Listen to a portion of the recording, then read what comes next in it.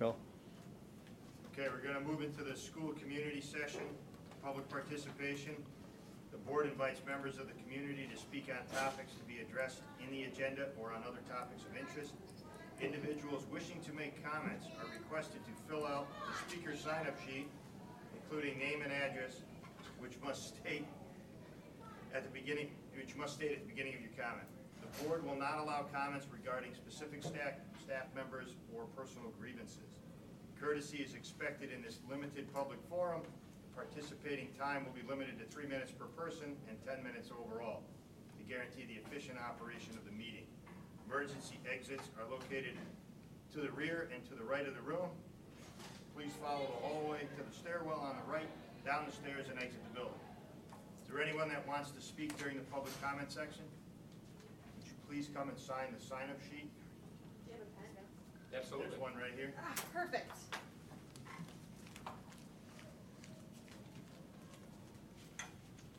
The seat's been up for a while, man. Cognizant.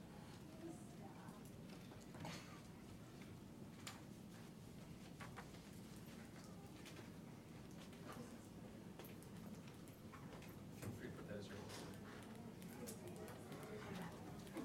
Okay. First speaker is a Master Douglas O'Connell. master. Oh. Former board member. You get to- Former board member. Good evening. Doug O'Connell, Red Oak Hill, Torrington. I used to be on the Board of Education, as Ken mentioned, and it's long been a tradition of this board that at the last meeting of a board member, that people who served with him come and say nice things, and I'm not going to break that tradition. I You served could. David Oliver has been on this board for 7 years. For 7 years, he got up at night on Wednesday nights, got off the couch on Wednesday nights, kissed his wife and kids goodnight, and he's not here till God knows what hour. He served this town well. He served this board very well. 7 years is a long time. It's a big part of your life. It's a Chinese curse to say you should live in interesting times. I think it's a Torrington curse for David Oliver to say he served during interesting times. Very challenging times, more challenging than anybody on this board deserved. He always held himself, he did very well. Great humor, great intellect, never said a bad word about anybody, always was positive, always spoke his own mind, didn't speak unless he felt it was necessary for him to speak. Torrington's been blessed to have him on this board for 7 years. It will be hard to replace him. I'm sure you'll find somebody that will do well in his place. But I'm here to thank David for his many years of service to Torrington, to the students, to the staff, and to the community. Thank you, David. Thank you, Doug.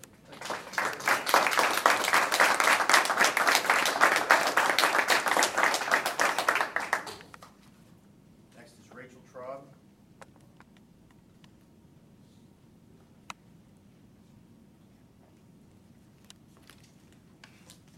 Hi, Rachel Traub, Chamberlain Street, Torrington. Hi, my name is Rachel Traub, and I'll be a senior this fall. And I've recently heard about the change to the high school schedule and would like to offer the following thoughts. Solutions are usually given once a problem has been defined, and I would hope that this schedule is a solution brought about by problems that the students have been facing as opposed to the adults, as we are constantly reminded that educational decisions are supposed to be made for the benefit of the students. My situation is unique in that I only attend the high school half day and travel to Hartford to attend the Greater Hartford Academy of the Arts until 4 o'clock p.m. However, this is not just about how it will affect students with special situations. One thing I would like to make clear, though, is I do participate in various clubs, like most of the students do here at Torrington High School. And I'm afraid the schedule will negatively impact these clubs and their success, especially with clubs like the Science Club, who just came forward to you to present a trip to Costa Rica. If the Torrington High School removes THS period, there would be no time during the school week for these clubs to meet, forcing them to meet before and after school, which isn't a possibility for most students. Along with the removal of THS period hurting clubs, it also makes makeup work very challenging. In my 3 years here at the high school, it's been difficult to make things up before or after school, as some teacher schedules aren't that accommodating.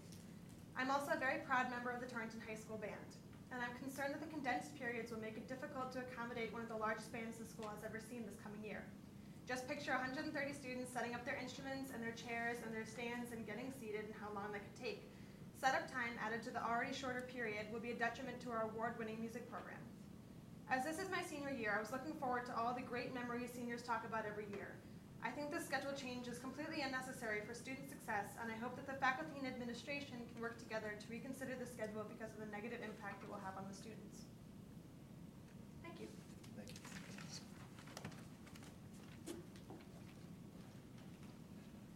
Approval of the agenda. Mr. Oliver.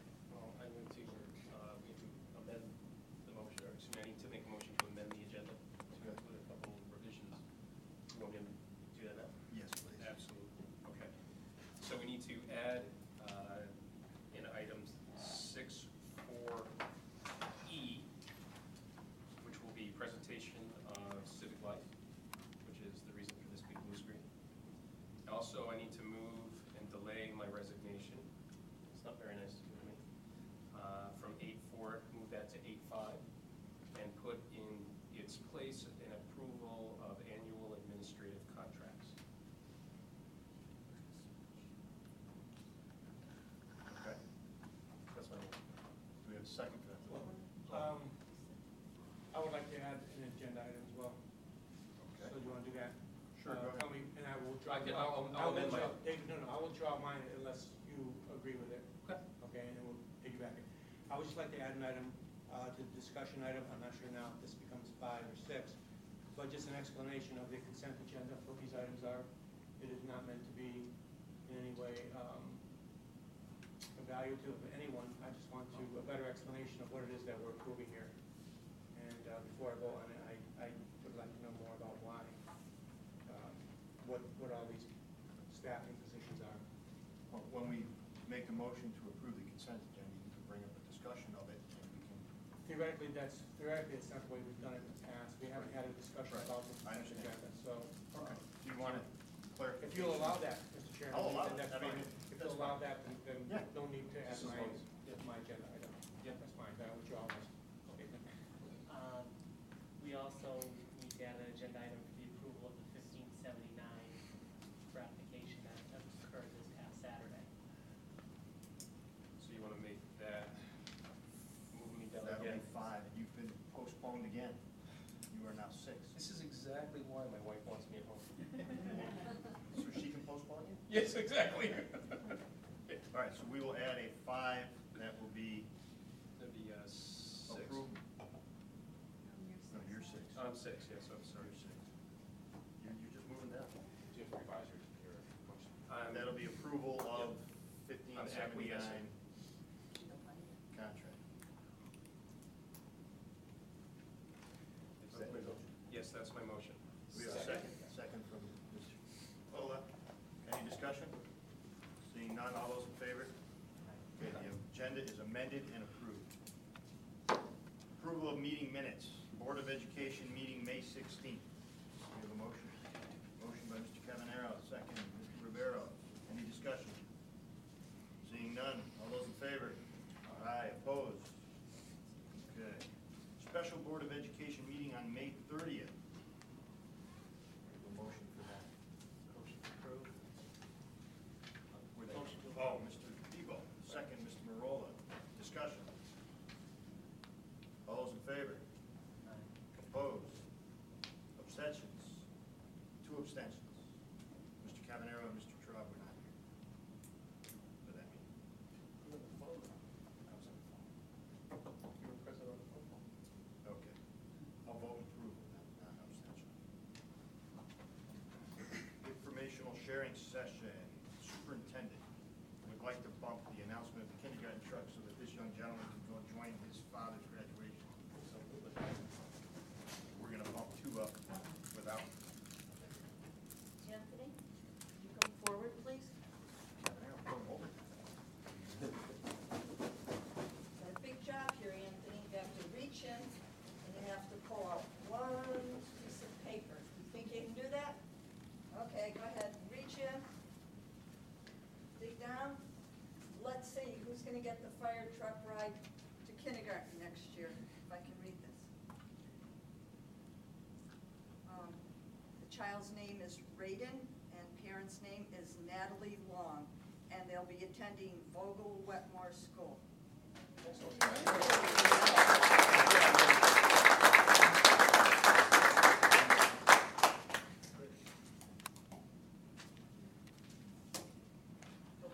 Okay, student representatives. We have Mr. Cavanero pulling overtime. Yeah. He's been released of his duty, but he's come back. Can't get enough, huh? He's like you. What was this? Runs in a family. Disease. Inherited disease. Well, we would have, It's genetic. we would have Mr. Kelson, Mr. Finn, and Ms. Tamarez. But you're filling in. Yeah, I guess so. Thanks for coming. All right.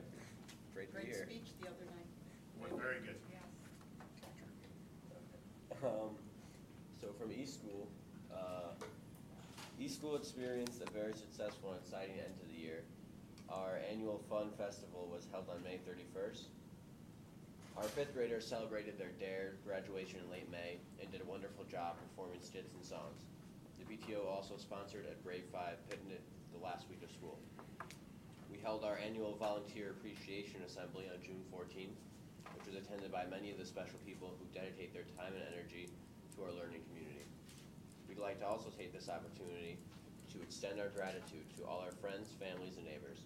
It's your support that allows us to provide so many wonderful experiences for our children. And Kev would like to present for Southwest today. First of all, I'm Kevin Finn. I'm next year's Executive Board Vice President, so y'all guys all know. I have Southwest. On June 5th, the Southwest PTO and staff dedicated a tree in memory of Emil Renzullo, a young boy who passed away last April. His tree and water fountain, given to Southwest by the Student Council, are part of the meditation garden. They also successfully raised about $10,000 for our playscape. And tonight, between 5 and 10 p.m., proceeds from dinner served at 99 Restaurant will go to the Playscape Fund. That's it. That's it for our information tonight. Excellent, thank you. Okay, retiring teacher recognition. Yes, I will.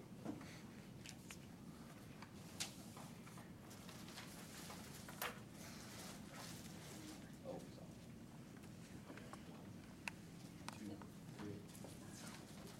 Good evening. We are honoring 9 retiring teachers this evening from Torrington Public Schools, 3 of which are with us tonight. And I'm going to ask Susan, Judith, and Holly to step forward, please.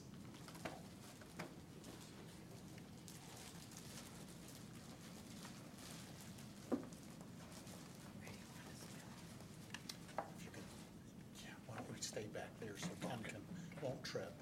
And then you can stand behind me and breathe down my neck while I read.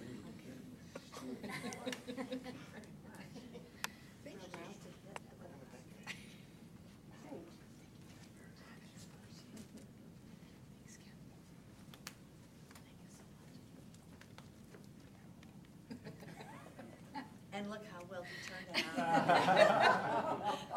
This is a night of milestones between our board members, our graduating folks that we saw off tonight, and our retirees. Susan, Judith, and Holly represent a group of 9 retiring teachers that have served Torrington Public students for a total of 240 years. And they look great. And they do. And I did a little estimation, and the way I figure it, figured 20 students in a class and a caseload at the high school of about 120 in a good year.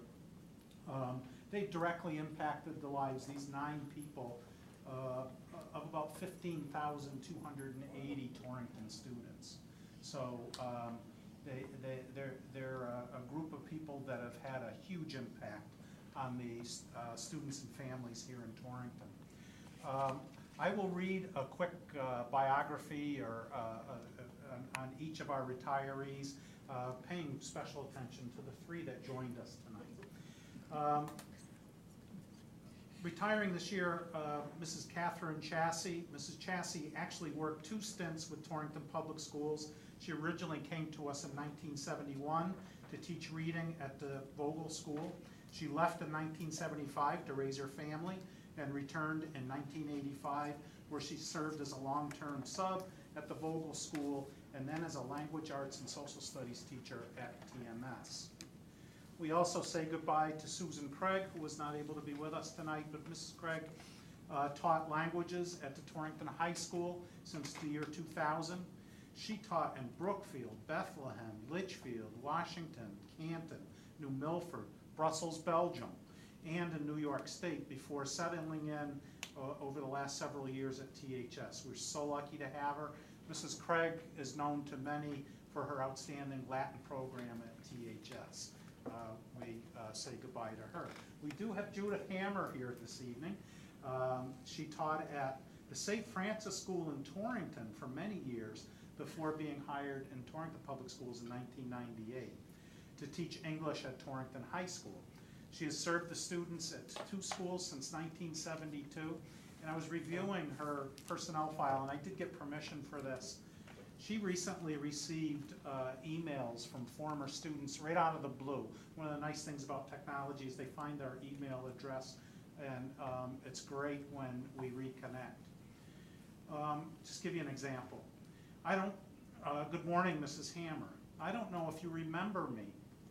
I was in your 8th grade class at St. Francis. I was looking for a name on the Torrington Public Schools list and saw your name. I just want to tell you that you are such an inspiration. I'm in my 25th year of teaching special education in Wallingford, and every year I read my students Huck Finn, and I so fondly remember you reading that to us. How you managed 40 of us is amazing. I often think of your classroom management and love to see you sometime. I'd love to see some of these new teachers do what you did. I hope you well. I hope you are well. This is a long overdue, but I just wanted to say you made a difference in my life. We could probably sit here and read similar emails from several students who were impacted by these retirees. Not with us tonight is Elizabeth Lyons. Elizabeth Lyons was hired to teach grade 3 at Torringford Elementary School in 1989. She remained there for 23 years. She moved to grade 4 in 1992, where she taught through this year. The Torrington School community will miss her. Miss Kathleen Murphy, someone I had the pleasure of working with, was not able to be here tonight. Started teaching her teaching career at the Vogel School as a long-term substitute in 1984. Moved to Forest Court School, where she taught grade 4.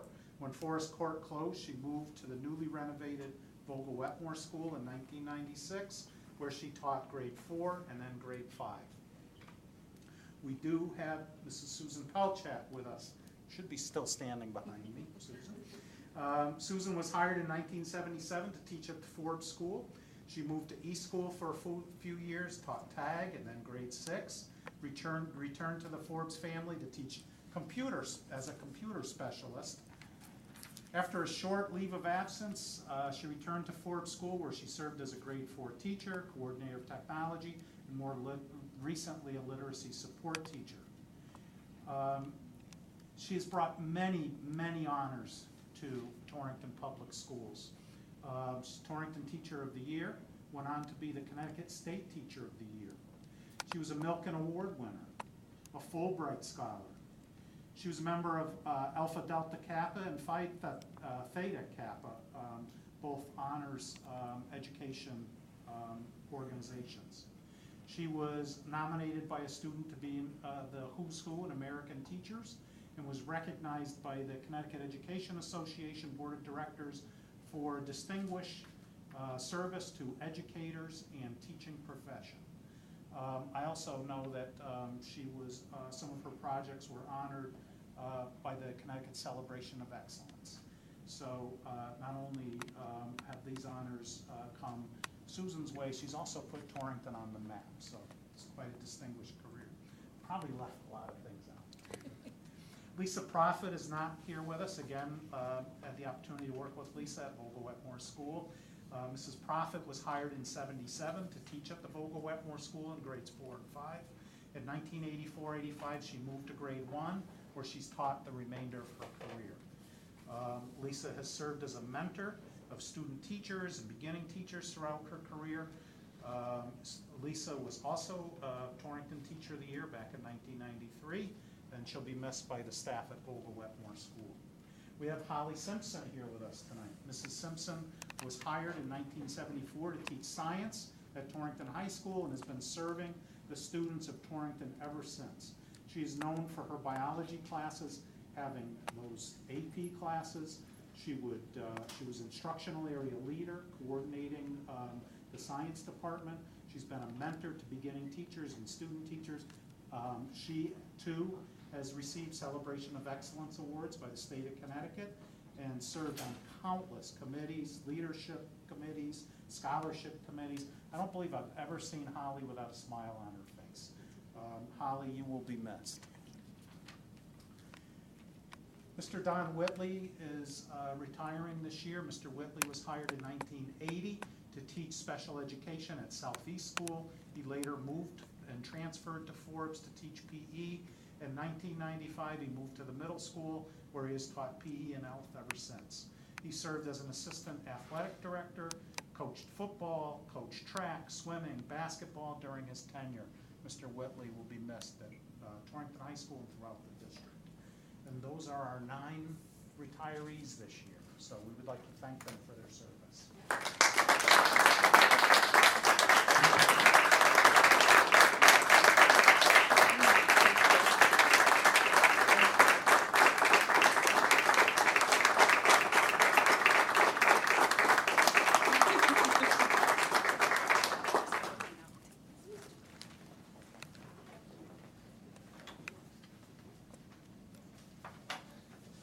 Superintendent's report, education reform, law, teacher impact on the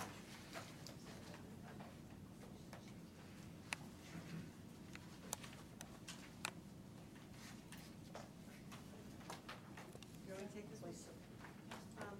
On Monday morning, we were able to, Mrs. Klocko, myself, and Representative Michelle Cook were able to address interested faculty and staff concerning the education reform bill that was signed by the governor back in May. And tonight I'm just going to share with you a very, very brief overview of the contents of that reform bill. A full copy of the presentation is on the district website under educational services, and you're welcome to log on and to view the whole presentation. There are 6 guiding principles of education reform in Senate Bill 458. The first one is to enhance families' access to high-quality early child care education opportunities. The second, to authorize intensive interventions and enable supports that are necessary to turn around Connecticut's lowest performing schools and districts. The third, to deliver more resources targeted to districts with the greatest need, provided they embrace key reforms that position students for success. The next one is to expand the availability of high-quality school models, including traditional, magnet, charter, and other models. The fifth is to unleash innovation by removing red tape and other barriers to success in high-performing schools and districts. And the sixth one is to ensure that our schools are home to the very best teachers and principals working within a fair system that values skills and effectiveness over seniority and tenure. And that last bullet also includes some very specific recommendations within the legislation for reforming teacher evaluation, tenure, and the termination process. In the upcoming year, our district will need to address a number of different issues. The first of which is that CEUs, which stands for Continuing Education Units, which are a record-keeping mechanism for professional development activities, will no longer be required for those teachers who wish to renew their professional certificates. During the upcoming year, districts and schools will receive rankings that are based primarily on student performance data, our CMT and CAP performance. The state will roll out new rules for school governance councils. There will be more district, magnet, and charter funding available for school districts that fall outside of the greater Hartford area, which has been governed by a legal decision called the Sheff decision, which is very, very generously funded a large number of magnet schools within the Hartford region. We'll begin the revision of our current teacher evaluation plan to align it with recommendations from the state commission that's been studying the teacher evaluation process. The state will be in the process of developing an intensive reading plan to help support early literacy.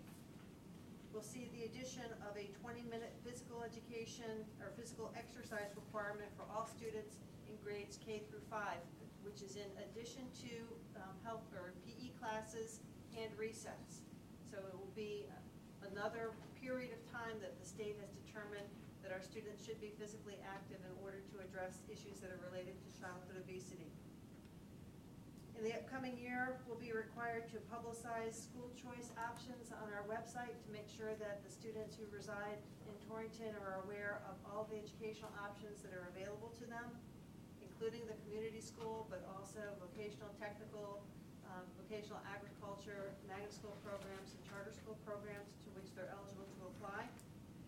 There will be training on the new evaluation system for administrators and for teachers. And the state will begin to develop an incentive program to help improve reading and to reward schools that improve their reading scores by more than 10% in a single year. So there are a lot of items that are on the agenda for the upcoming year. The list for the following year is 2 to 3 times longer than this one, and then there are some other components of the legislation that we also need to attend to. House Bill 458 was about 165 pages when it was signed. We were able to condense a 47-page Cliff Notes version from the General Assembly to the 20 or so slide presentation that's on the website, so you're welcome to check that out more.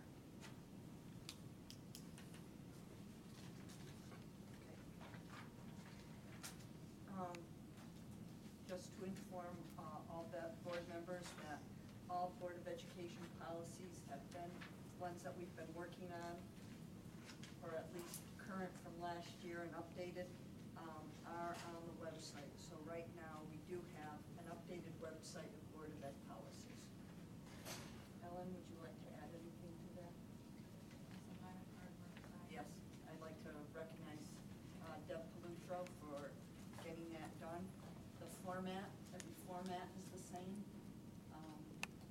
Every font is the same. Every design is the same. So they are clean and ready to go and available for board members and the public in general. Are we in the next item? We're past education reform rollout? Yes, but we can go back. Oh, I just wanted to know, at what point,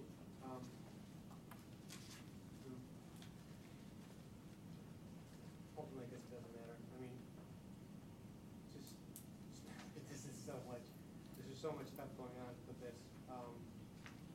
As we publicize options to students and more kids.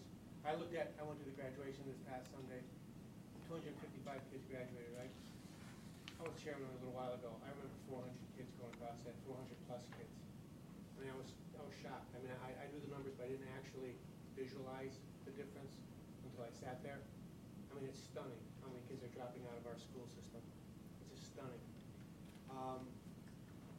And at what point, and that's without, I mean, some of those are dropouts, but then some are just, tons of kids are exercising their option to leave. Right. So as we start publicizing tons and tons of kids, so what's gonna happen? We're just gonna start, we're gonna have to start just contracting staff as more kids leave, and then we're gonna just have fewer and fewer kids in Torrington. Well, we have to learn how to, that's through School Improvement Committee. With looking at the small learning communities and redesigning what the high school would look like, we also have to learn how to sell ourselves and to show what the strength in the school is and what's going on, because that's where we lose students. We need more options and choices here. We're pretty much right now a traditional high school, and we have to demonstrate that we can meet the needs of a diverse population. Students, yes, our traditional high school where the students are geared for, pursuing college, but we also have to look at other ways to maintain student participation. Well, I know, Superintendent, but at the last, as long as you bring up the school improvement committee, last time this was brought up, the school improvement committee, the the recommendation from the administration was essentially narrowing down the options that we might bring before the full board. And those options were largely defined by the staff within our school district of what they felt comfortable doing. And if the issue clearly to me seems, which I said at the meeting, and when the subject comes up again, is the issue doesn't seem to be what is the current staff. The current staffing and the subjects we're offering is the problem, So in order to get off of, just to attack that problem, you have to work backwards from what you want to achieve. Then you gotta hire the people who can do it, and quite frankly, then you have to eliminate the positions of those people you have to then cut. You have to cut stuff that's not working or no longer has the importance that it once had in order to restaff. And I'll be honest, it didn't seem like there was any willingness on the part of this administration to cross that bridge. And I think just all hot air until the administration and the board is willing to cross that bridge, you know? And by the time we delay it, it's gonna be, this is happening, this is rolling out. As soon as it's publicized that all these kids can go to Moga, they go to Charleston, they go here, they go there, and we're obligated to pay for them, we're obligated, the next step will be to provide transportation, there's gonna be a drain.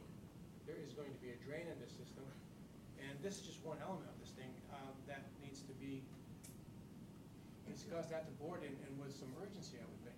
If you look at this plan carefully, it is based on magnet schools and the whole redesign of what has occurred in Hartford over the past 12 years. I get that, Cheryl. I understand the attractiveness of it. Okay, I don't want to get bogged down in this discussion, but at some point, this has got to be a major discussion of the board at a dedicated meeting, because there are so many things that are going to happen and happen really, really quickly. We cannot be dragging our feet the way we typically do. I'm not blaming anybody. It's all of us. We just, you know. We need to take a concept that, I know Andrew's talked about it, I know you've talked about it, where we have to get better partnerships with the people across the street, with, you know. Without a doubt, Ken. With the resources we have in town, being the Warner, and, you know, if they're gonna go towards magnets, how do we keep a magnet school here, or create one here That's the we're point. keeping the kids But it here? has to happen. There's got to be a lot of fire on that, Ken. This is a big church of fight. There's- Going through the school improvement, Christ, going through the school improvement committee just to get our meetings back on Cablevision has been a 6-month march through, high tide here, Yep. That's just for that little thing. We're talking about completely redesigning this school district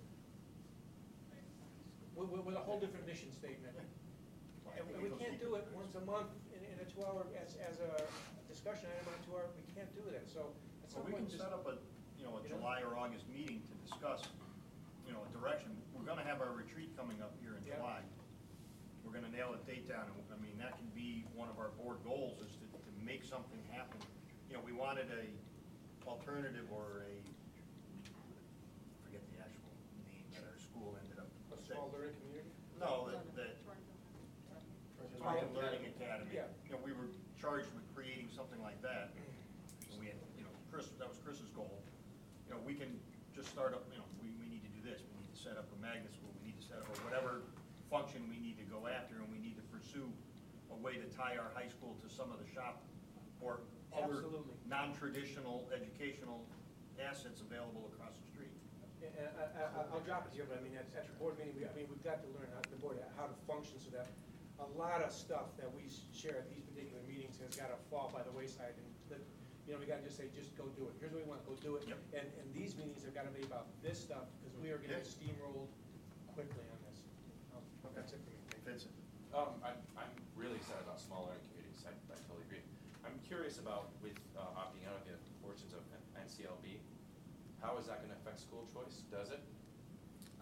Yes, So- both in district and out of district. Because school choice is based on AYP. So if we're not meeting that level, then there is no school choice. The students go here, correct? Except this will probably be the last year that AYP, at this point, how it's measured will occur, because Connecticut has received a waiver. The waiver, yeah. So that is going to kind of like go to the side, and it's going to be a growth how much academic achievement has every student, and what percentage of students have made academic growth in a year.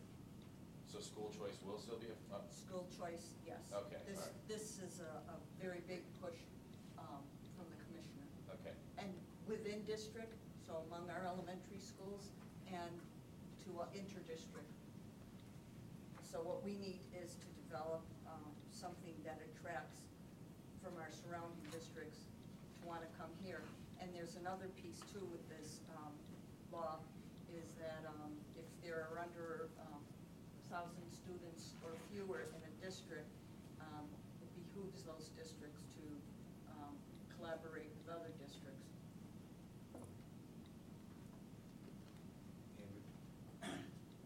At the last school improvement committee meeting, I asked Principal Joanne Creedon to give me whatever data she had on where our seniors were accepted into what colleges. Never received that information. Don't know why, but I raised it now because when it talks about expand the availability of high-quality school models, including traditional, that's the reason why I requested that information. If you want to keep your best students, you want to keep your students coming to this high school, you've got to be able to show the community that by putting up with some of the inconveniences, to say the least, of going to the Torrington Public School System and the high schools specifically, they can know that their kids will get into the best colleges and universities that their children have the potential to. And I don't see the data, we don't talk about the data as a board. It's not to be negative about what the school district isn't doing. It's about trying to have a discussion to be able to say, this is the board's objective of needing to put emphasis on seeing that our students who have the potential will reach that potential. And I don't know where the discussion is. We used to have a little bit of discussion 2-3 years ago. I know that clearly the board has had a huge transition year in and year out with different administrators, different board members who come in with different concepts of what they think is important. But at the end of the day, everybody knows something very easy to observe, which is, did that top student go to that prestigious college, and did that 10th rated student go to that prestigious college, and down the line. And if you start seeing year in and year out that your top students are going to lesser and lesser prestigious schools, it drives those parents that have the resources either to move out of Torrington or to send their students to a private school or a private Catholic high school.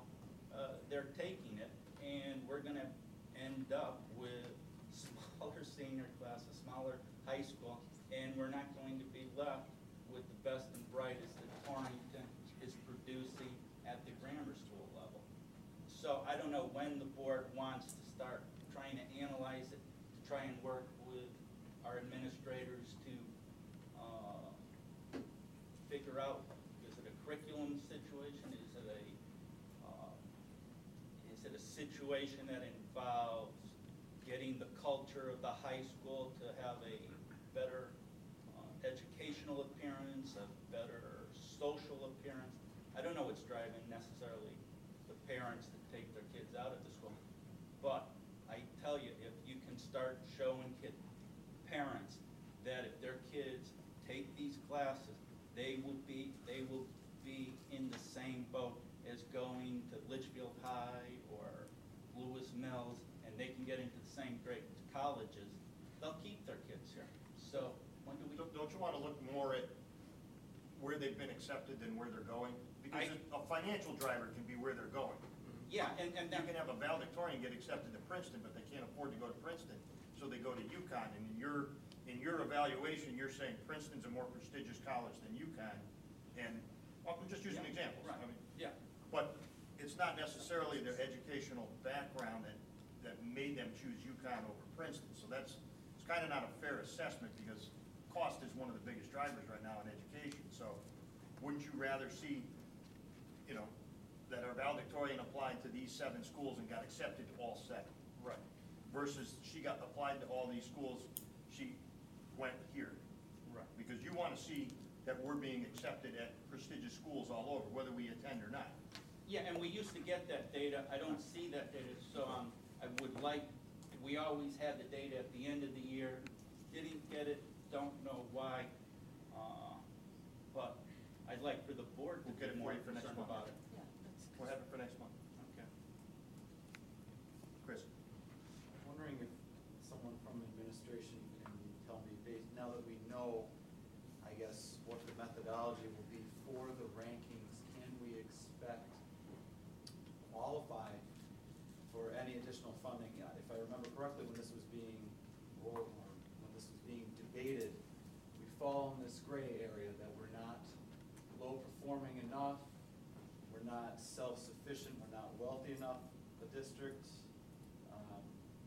It just seems to me, general trend, if you're middle class, it's worse for you. If you're a district like us, you fall in between, it's worse for you. And our delegation in Hartford doesn't seem to be recognizing this. This is great if perhaps you live in Hartford or Bridgeport, or if you live in Wilton or Weston. But once again, short end of the stick, and we have to review and change our ratings and evaluation system and on and on and on. So I was just hoping maybe that they've actually passed it now. We somehow were able to qualify for something, and that this will actually benefit our district in some way. I can tell you that right now, we may have 30 more school readiness slots. 15 for our local and state-funded Torrington Child Center up on Kennedy Drive, and 15 for Head Start. Might. That's what I know. Well, that's something. We will have 30 more preschoolers with quality preschool programming and NIAC accredited program. Of the $50 million that was appropriated to accompany this legislation, $37.5 million will be going to the 25 lowest performing schools and districts. And we are nowhere close to being on that list. We're firmly in the middle of that list at this point. We did get some additional funding. Representative Cook mentioned Monday morning, approximately $50,000 of extra ECS money for this year. But as you indicated, it was a modest amount.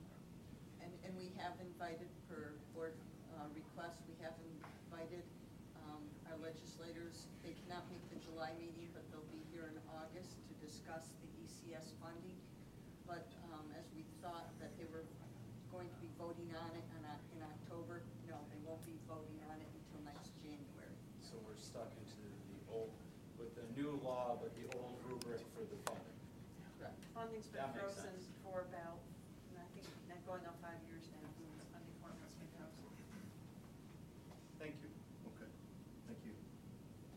And just one other thing is that we will be able to apply through grants for a district magnet.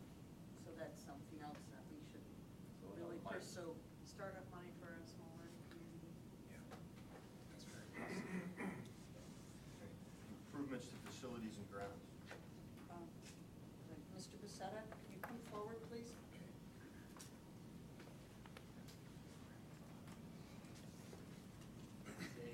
Good evening, everyone. Can you address the cracking sound that's going on behind us? Cracking sound? Please. This is more of a continuation of the school improvement committee that we talked about the middle school and the high school. Some beautification that has been taking place. It originally was going to be the volunteers that were going to do matching funds. However, that fell through. We were given the go to try to get the middle school and high school improving. As you could see when you drove up, I hope you saw some improvements to the front of the building. If you were able to go around to the side, around the auditorium area, there's been a tremendous amount of improvement up in that side. And we're continuing to finish the front. We should be done with the front probably in about 3 or 4 working days. Both both schools will showcase, this one will showcase, hopefully this weekend, because we've got that very large Relay for Life this weekend, so there's gonna be a lot of people up here in the area. So hopefully we'll be able to show that off. The middle school, we're gonna need to be able to showcase at the fireworks display, which will be on July 7th there at the Torrington Middle School. So people should see a lot of improvement in the schools. I'm hoping we get some, I've heard a lot of good comments about it. And once again, we're also gonna be closing out the PTO part of the program. Also, they're in the process of working with Joanne, the principal here at the high school, with some signage. We're doing some bicycle racks. They have also bought some trees that we did on the auditorium side also. So we'll be able to close that out. That was one of Mrs. Capabianca's questions. So, and if I could answer any questions, I will. But that's you really need to look at it, walk around the building, and see. I think you'll be very pleased. The middle school is nice. Simpler is better. Simpler is better. Try to make it as easier to maintain. Try to keep our, but neat. At the school improvement committee, Yes. I asked you about what could be done to get the road improved, and you Yes, said. I did. I forwarded that. I was just a little bit late getting it to the superintendent there. I managed to find some documentation that we had run through, and I believe she'll share that with you. Yeah, it was on my table, and I forgot to bring it tonight, so I can mail it to you, but it shows when the city took away that Yeah. it was Actually, Brooks Road and. Yeah, what happened there is when the school was built back in 1962, the city decided to abandon the road to public access, which was the driveway. Once the city abandons the road, whoever is on the property actually becomes the, not owner, but the responsible custodian of the road. So the city, in essence, abandoned the road to public access back in 1962. Right. Giving it to the Board of Ed. Now, the Board of Ed actually has custodialship of that. And also in the town charter or ordinance that I also placed that in there. The city's Public Works Department is responsible for every road in the city, except anything that belongs to the Board of Ed. It's our responsibility. It's right in there. It says Board of Ed, does it? Board of Education. Yeah. Yeah. Chairman? Yes.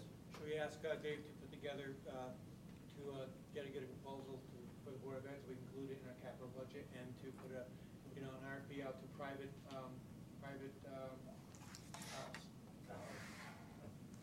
service providers to do this? Yep. We can definitely get that put together. Okay. I mean, we're gonna have to figure out how to fund it, so.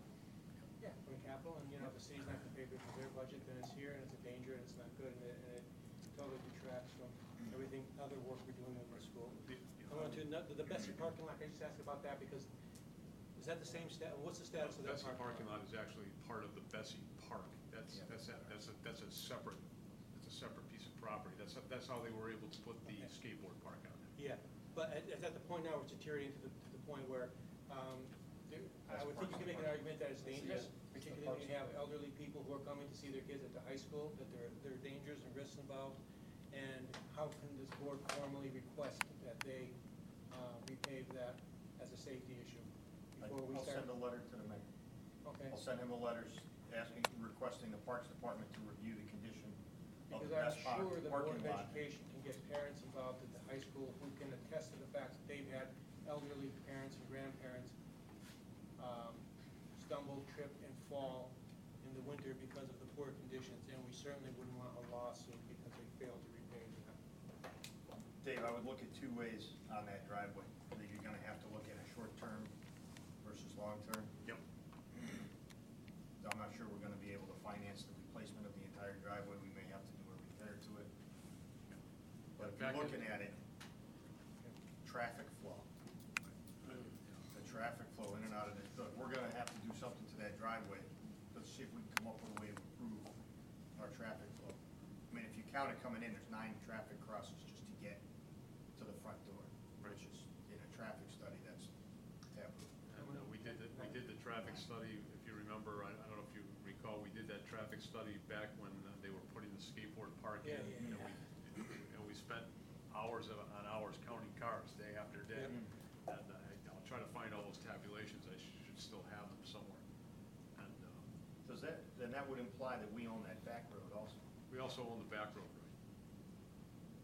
And the reason that was always closed off is because it became a shortcut to the back of Big Y and Lowe's, and we had a few trailer trucks actually get stuck back there trying to, what are you doing? You know, but they do, they try to sneak back there, because their GPS puts them on site.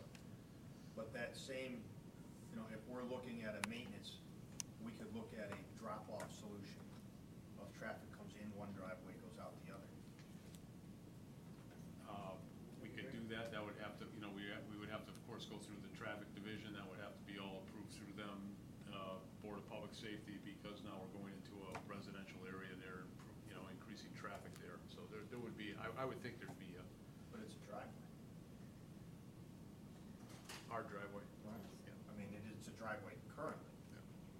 Whether or not it would have to be Open the approved, gate. I don't know, yeah, we could open the floodgate, right, it'd be like a dam.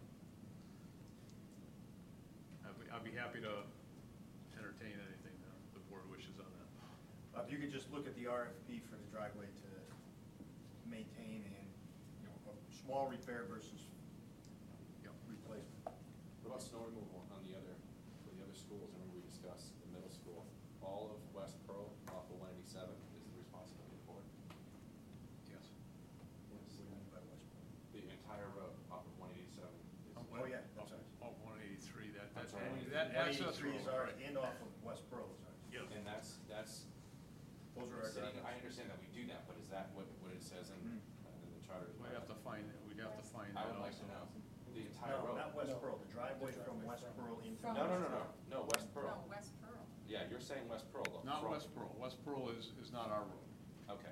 The Driveway. driveway from there where the stone sign is, that Yeah. says Torrington Middle School, Right, from that okay. gate All right. to the school, that's ours. I thought And we also maintain, presently, I'm working with the city right now, we're looking at trying to get some patching done up at the access road, which comes from the school, which goes past the midget football out to 183.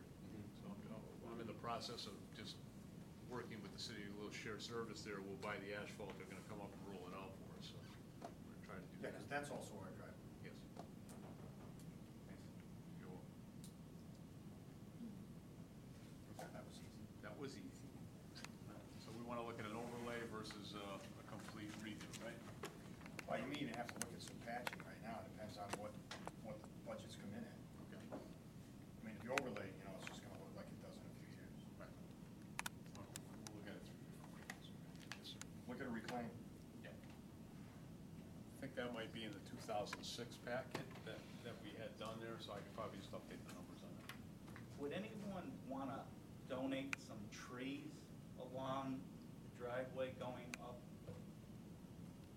to the high school to, you know, so as you come into the road here, you would actually have a row of trees and maybe somebody would, in the business would want to donate like some young trees to, that certainly would make it an attractive driveway if you had a row of trees, kind of like Beverly Hills. Well, the problem with that. I was gonna say palm trees would be great. That's what I'm saying, something.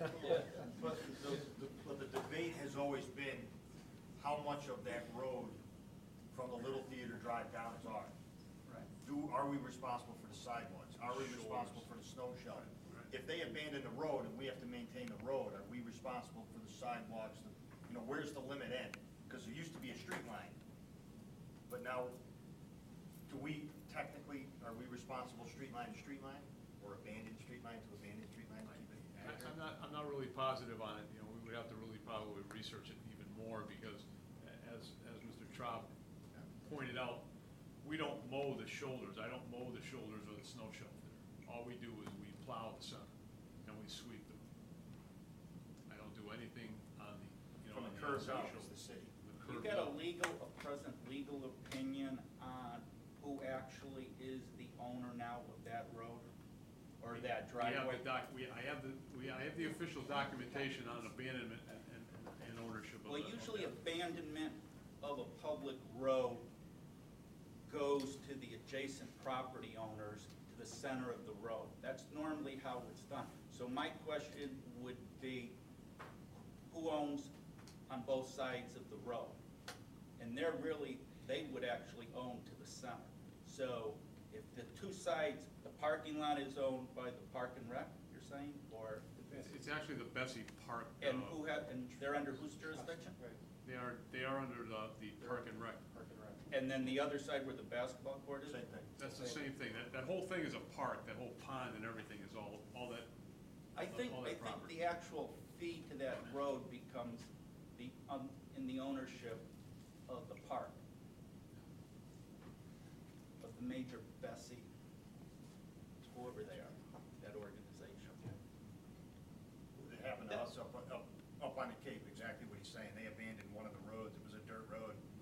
And the town, 2 years ago, disowned it. And then told all of us that we own to the middle of the road and we have to maintain it. Yeah, so I'm kind of shocked what you're Every saying from a landowner legal now owns a piece perspective. of the road. What's that? Each one of us landowners Right, owns right. a section of there, right out to the center. So if that's the case, I think That's the exactly what they ownership did. goes back to the adjacent property owners, and they should be responsible. I'm just So- wondering if they granted some easement or something at the beginning of construction to say, here's the easement, here's how you're gonna get into your high school. We're gonna give you this piece. And now it's a public access road. And the city turned around and said, we have no public access road there, we're abandoning it. So, and we're giving it to the Board of Ed to use. I don't, okay, maybe just get a legal opinion. I'm not an attorney by any means. Okay. I think the appropriate usage of the board's time right now is to direct the director of facilities to come up with specific answers to all these questions, present at the next meeting, and give us the options.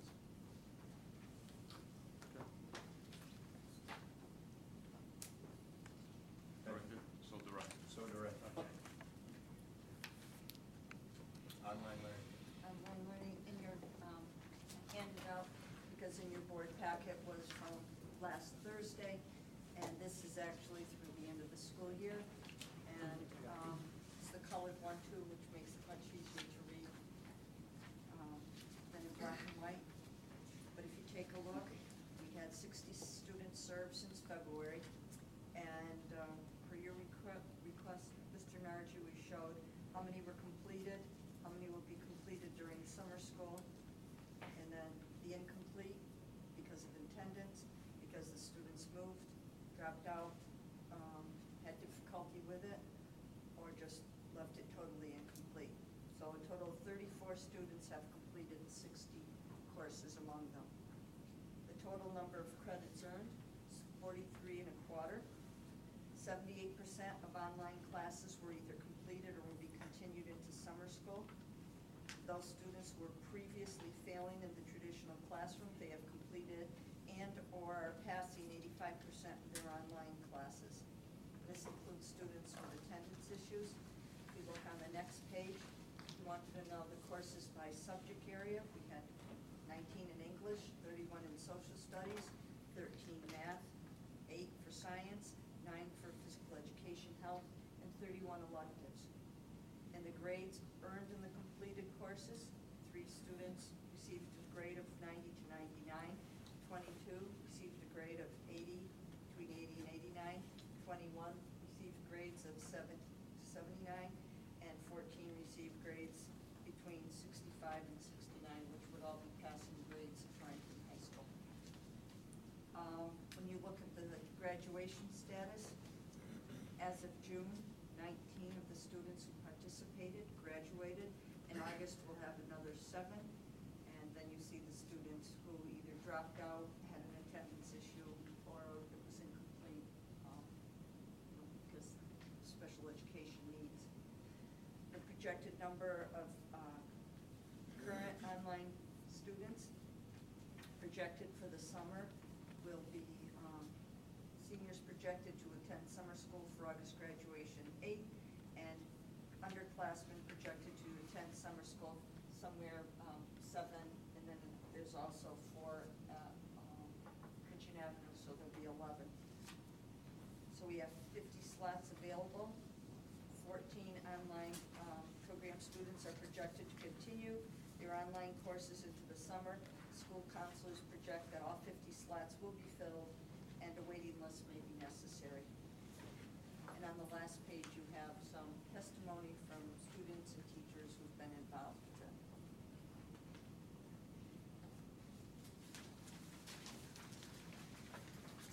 And I think kudos go to the research behind this, to Mrs. DeMonico for selecting Odyssey Wear.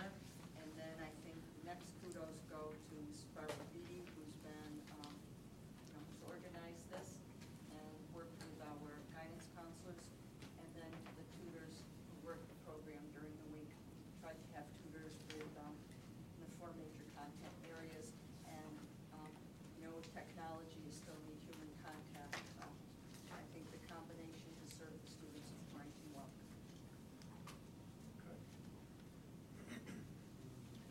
Sure.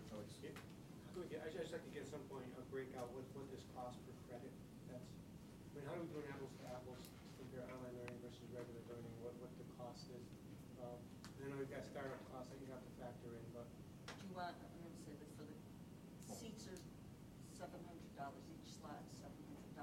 I would think it'd be like a continuance cost, to continue. I know there's startup costs, you break those out and then, got kind of a fair comparison to see what paying for this. I would like to see you guys bring for the July meeting, now that we have the test period, we have defined results, what would the administration like to see going forward next year for this program? We're gonna renew it, and we're coming up. I was saying, if you can have that for the July meeting and have the cost associated with it, so that we know what we're spending per pupil hour versus, and compare it to what we spend per pupil hour for a traditional. You can just say the kid gets X number of hours a year and it costs an average of $13,200 to educate a kid. We'll come up with an average number per student what we spend. Okay. The difficulty is that the online learning is based on mastery of course content and not on seat time, whereas the. I understand, we understand. Okay, so we'll try to provide you with some information that will address what you're asking. Yeah, but if you could, give us several different windows on the cost, because there's different ways of looking at it, that'd be great. Chris? I'm just wondering how you make PE up in online learning. Yeah, we fit. No, there are courses Is there. it really? Yes, Yeah. and they have to follow, it's not they have to follow prescribed. Dance Revolutions. It's like in college, if you take, my daughter's at Central, she has to take a phys ed class. Phys ed class has more textbooks than any other class she has. She has like 9 textbooks, because you have to understand and learn the concepts and rules of each sport covered, so that you understand the competition rules and you understand. So There's also there's an option components for to it. maintaining an exercise log, and some of the time that's recorded on here is for health courses. It doesn't run afoul of anything that's required by the state as far as time. No, consistent. And I'm just wondering, it seems to me social studies is disproportionately higher than any other subject. I mean, electives is broad, so it's all other subjects. Is that normal? Let's go. I'm going to refer to Joanne. I think the largest number of social studies courses are the American Civics Right, students. American citizenship is the course that a lot of students get, becomes their stumbling block. And that's a graduation requirement. Why would that be? Taking 2 social studies courses in 10th grade, aren't they? Right, but some can choose to take it in junior year as well. Those classes, it's difficult to put your finger on why exactly that's the one that it's like, and why English 9? Why are students failing first year English course? I mean, there's multiple reasons, the same reasons that students get tripped up anywhere, for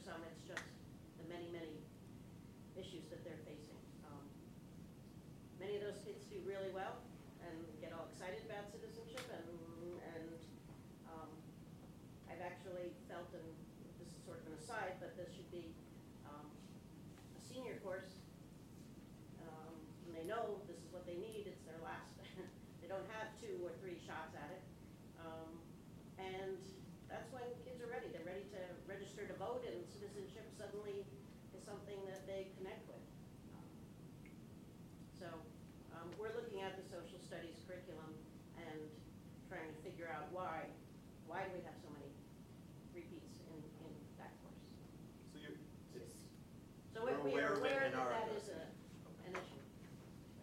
And it does follow, when we did a survey last year before we went into online learning, the courses students were failing, and so the courses that they selected to take, there's correlation, so. Mr. Marola. How many faculty teach American citizenship? I'm not evaluating, just curious. Yeah, I know. Nice disclaimer. How many individuals or how many? How many teachers teach Probably that one class? 5 or 6 different teachers. Teach American So it's- citizenship? Okay. But they It's also not- teach it's not other history classes. One teacher. It's not a one teacher thing. Okay, I wasn't evaluating. But, It's a 5-teacher thing. so, Right. moving right along. Moving to the on civic support- life. Yeah, the Civic Life Project. And I would like to turn it over to 2 students who are actively involved in this project to explain to the board what it is.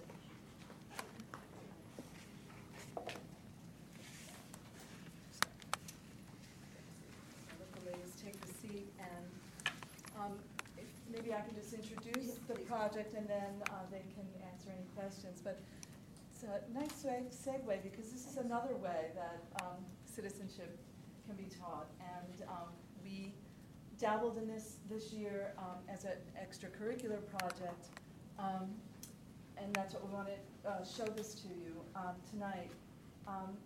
Robin Magistrali, the library media specialist, Jerry Wingard from video production, and myself in social studies. I teach primarily world history and European history, but we had the opportunity and the pleasure to work with a group of talented, dedicated students. 2 of them are here tonight, an eclectic group of students, to produce a documentary with the Civic Life Project. So the Civic Life Project, excuse me, is a group of professional filmmakers who come into the schools. There were 8 schools, I think, in Connecticut who did this, or 7 or 8 schools. And the professionals come, work with the students to conceive of a project, take an idea from start to finish. What they want is that the project relate to the Constitution. So our group had already coalesced in connection with Peace Jam Project, an extracurricular that models civic engagement based on the Nobel Peace Prize winners, and you sort of look into their lives and what they did in their communities, and you get to meet one of them in the course of the year. So kind of working, we had that as our background. The kids had decided they had an issue at school that they wanted to address, and they were looking into the Constitution to see how does this fit, what guidance can this give us, and through that they produced this documentary that you'll see now, I hope. Oh, yeah.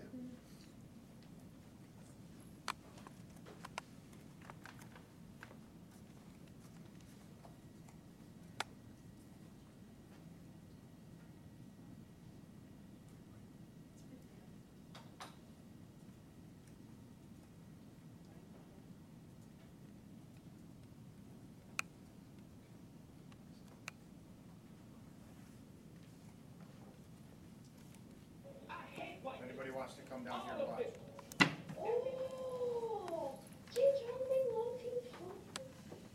Oh, illegal stuff, so nasty and raunchy. I might have stopped when I go home. I'm not quite sure yet. You see all these bags everywhere. It's filth that is over in this country. Hate speech seems to be everywhere. And most hate speech is protected by the First Amendment of our Constitution.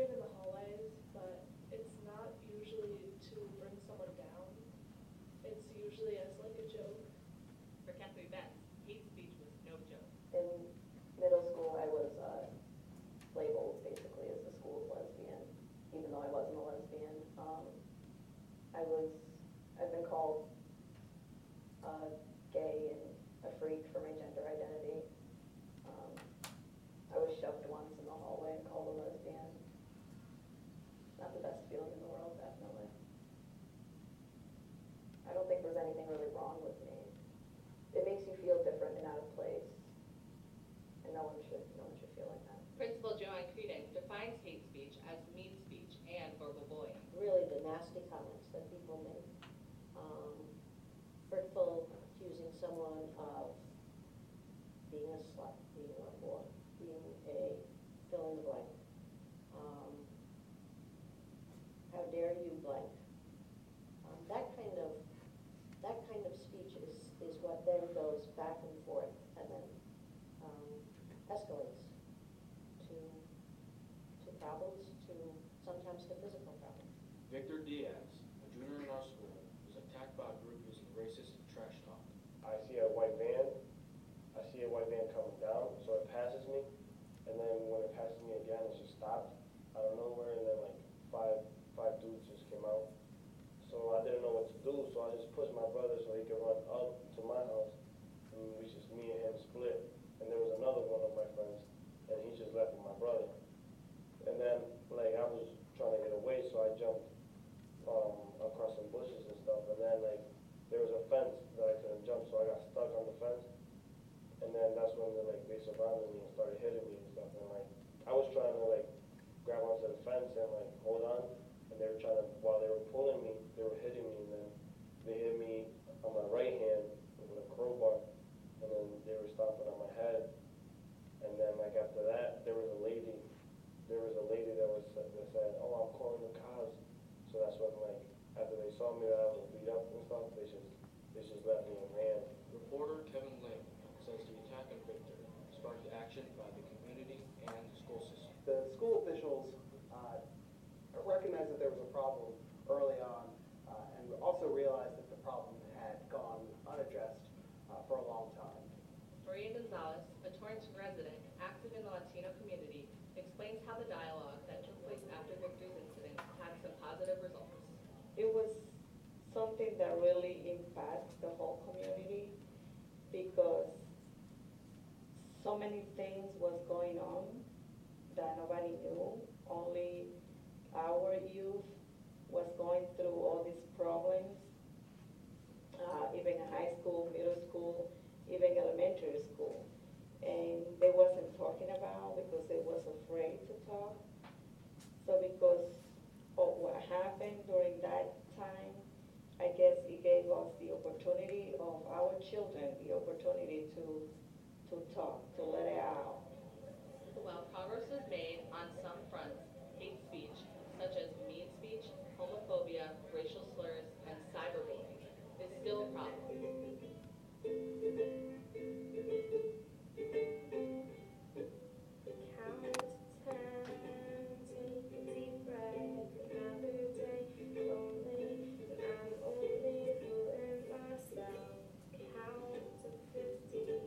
Come and find me, I swear to God, if I come back alive, you will never break me.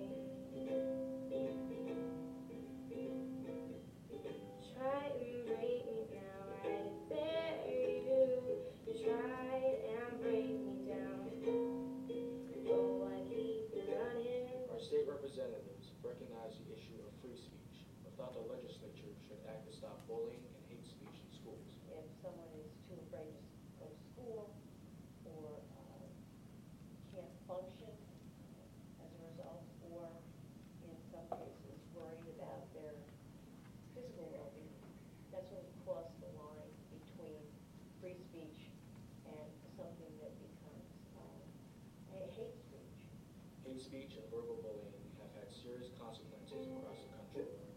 Count to 10, take a deep breath, another day lonely, and I'm only fooling myself. Count to 50, come and find me, and I swear to God if I come back.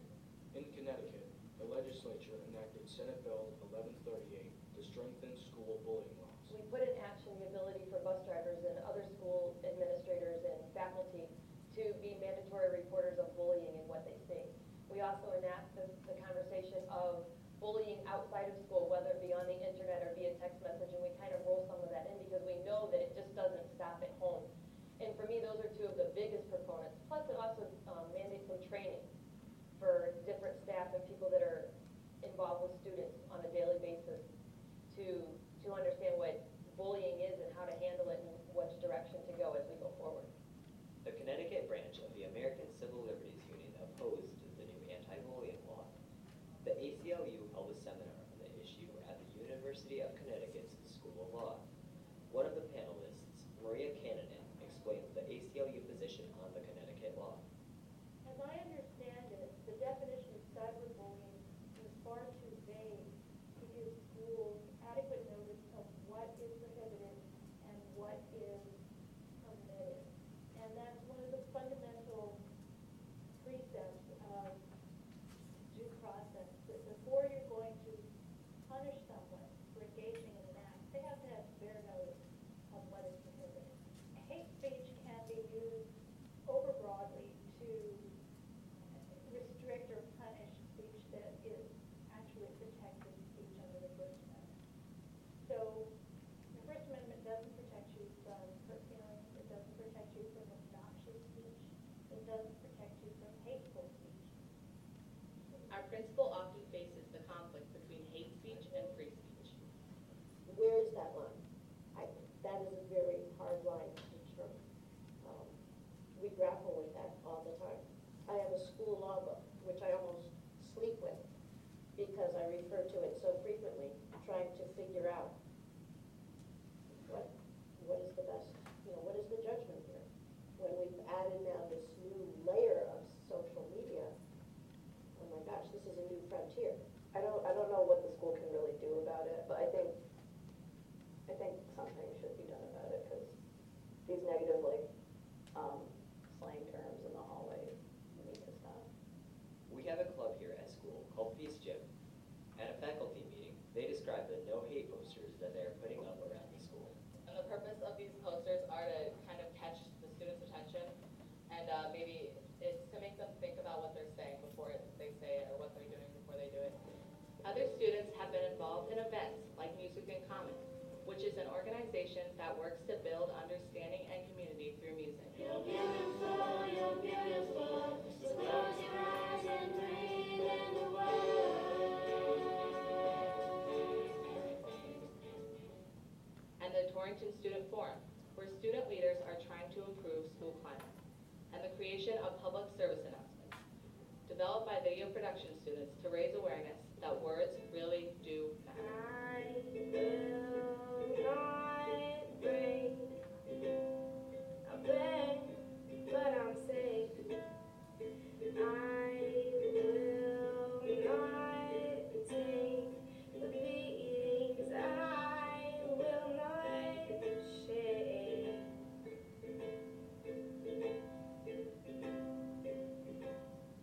I just let it slide, like, it's whatever now, like, it already passed, so even though I think about it sometimes, like, damn, I gotta jump and I didn't do nothing, I just feel like I should just keep moving forward and just prove people wrong of what I'm doing now and just keep my head high, so that's why I'm always laughing and joking around with my friends and stuff. Free speech and hate speech is blurry. Ultimately, it's up to each and every individual to do the right thing to protect everyone's rights.